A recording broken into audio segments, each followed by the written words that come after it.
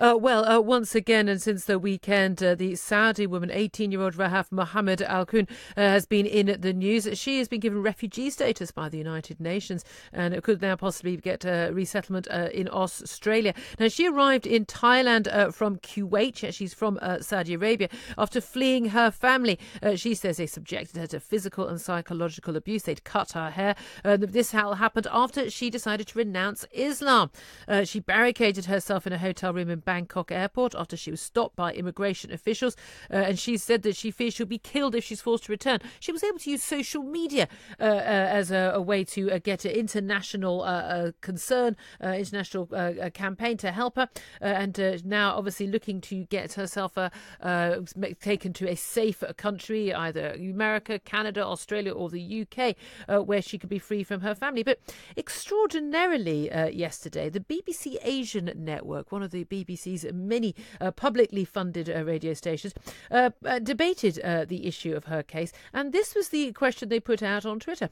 18-year-old Rahaf Mohammed al-Qunun fled Saudi Arabia as she said her family would kill her for choosing to leave Islam. Do you respect her decision? And a number of people, including myself, questioned the fact that we should be in 2019 in Britain rather than in medieval Saudi Arabia, debating or not whether we should respect someone's right to not share the religion of their parents and, hey, not be murdered for it. Let's talk about this with Usama Hassan, who's head of Islamic studies at the Quilliam International. Good morning to you. Good morning, Julia. Now, if you could just first explain what Quilliam does in relation to this story. What is Quilliam's role? We're a counter-extremism organisation, but we've campaigned for religious freedom amongst other issues. And in fact, I was one of the imams who signed the letter asking the government to give asylum to Asia Bibi, the Christian woman in Pakistan. Well, indeed. So, again, this is the thing. An awful lot of the members of Quilliam are people who are former Muslims or certainly renounced the sort of some of the perhaps strongest tenets of Islam. It does seem to me extraordinary that there would ever be a debate about, do you or do you not respect the decision of someone to live their life as they choose to live their life at the age of 18 without the threat of being killed for it. It almost implied, this debate, that the idea of honour killings, as these are laughably called, have some sort of validity. Well, it's actually possible to be a devout Muslim and still uphold human rights and respect the rights of others. And, I put myself into that category. And I think that question yesterday by the BBC was very badly worded. It wasn't clear whether her decision that we were asking, to respect or not, was it her decision to leave Islam or to flee from her family and seek asylum? So it was a very muddled question, I thought. And as you said, rather bizarre that we should be asking to debate that. Yeah, indeed. Well, they did eventually take it down after quite a lot of people questioning it, and they sort of apologised that it didn't really, reflect what they were debating. And yet, this is a genuine debate that needs to be had because this woman does fear being killed, and there's no reason to think that she would be safe back in Saudi Arabia, given that her family would regard her father, a very senior government official, would regard her as having dishonoured the family. We know that she's not the first. She won't be the last young woman or young man who has fled in these sort of circumstances. Many others we don't hear about because, frankly, they are disappeared. Well, Saudi Arabia has a bit of a problem now with a young population who are pressing for change. And, of course, there were many female activists who eventually got the law changed to allow them to drive, but then others have been arrested actually just for pushing for more women's rights. Women got limited vote a couple of years ago in local elections, for example.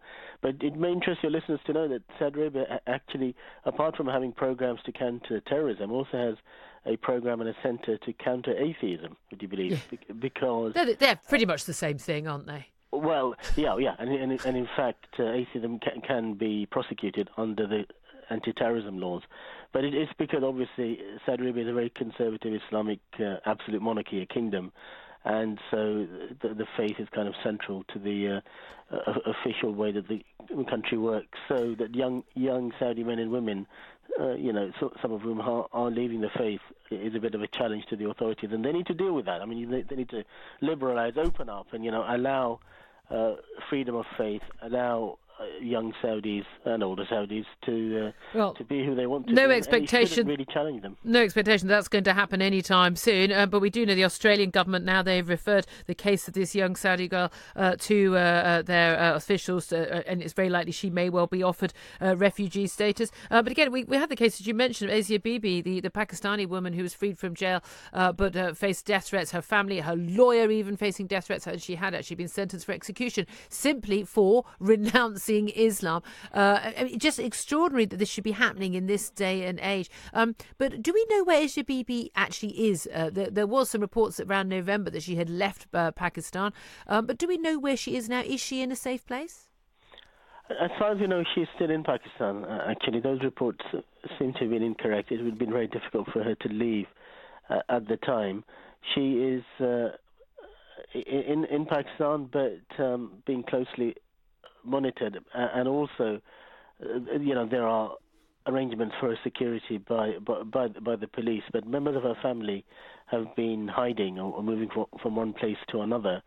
So we're not quite sure exactly where she is, but we think the UK government is talking to the Canadians to perhaps get her refuge there. And in fact, Canada, there are reports that Canada are also thinking of offering asylum to the Saudi woman as well, to Rahaf. So I have to say, I'm all credit to the Canadians on this, but I have to say I'd be so much prouder if our country would make these offers and show ourselves as a beacon of freedom in that way, particularly to these young women in these scenarios. Usama Hassan, thank you very much. He's head of the Islamic Studies at Quilliam International, as he explained, a counter-extremism organisation. Coming up, we're going to be talking to Dr. Michael Mosley, TV presenter and doctor, about his latest healthy eating book, yet another best